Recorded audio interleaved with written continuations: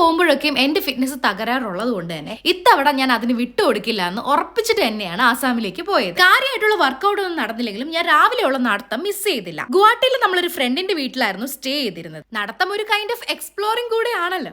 അങ്ങനെ ഞാൻ കണ്ടുപിടിച്ചതാണ് ഈ ഒരു ആസാം സൂ ആൻഡ് ബൊട്ടാനിക്കൽ ഗാർഡൻ. ഞാനൊരു 6:30 മണിക്കാണ് നടക്കാൻ പോകുന്നത്. ഇത് ഓപ്പൺ ചെയ്യുന്നത് 8:30-ക്കാണ്.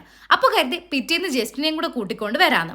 ഒട്ടും എക്സ്പെക്ട് ചെയ്തില്ല ഇത്ര അധികം മൃഗങ്ങൾ ഇതിനുള്ളിൽ ഉണ്ടാവുന്നത്. ജസ്റ്റിന് ആദ്യമായിട്ടാണ് ഒരു സൂയിൽ പോകുന്നത്. അതിന്റെ എക്സൈറ്റ്മെന്റ് അവന് കാണാൻ തന്നെ ഉണ്ടായിരുന്നു. ഏതൊക്കെ മൃഗങ്ങളെ കാണുന്നോ അത് അവന്റെ വീട്ടിൽ വിളിച്ചിട്ട് പപ്പയും അമ്മയൊക്കെ കാണിച്ചു കൊടുക്കുന്നുണ്ടായിരുന്നു. പല വെറൈറ്റീസ് ഓഫ് മൃഗങ്ങളുണ്ട് കേട്ടോ. പക്ഷെ വ്യത്യാസം എന്ന് പറഞ്ഞാൽ നമ്മൾ ട്രിവാൻഡ്രം സൂവിനെയൊക്കെ വെച്ച് കമ്പയർ ചെയ്യുവാണെങ്കിൽ ഇവർ മെയിൻറ്റെയിൻ ചെയ്യുന്നില്ല ഒരു സൂ.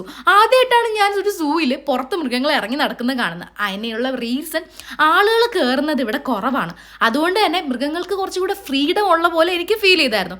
അങ്ങനെ ഒത്തിരി മൃഗങ്ങളെയും കണ്ട് നമ്മൾ അവിടെ നിന്ന് ഇറങ്ങി. പിന്നെ ഒരു 4.5 കിലോമീറ്റർ അന്തസ്സായിട്ട് നടക്കുകയും ചെയ്തു.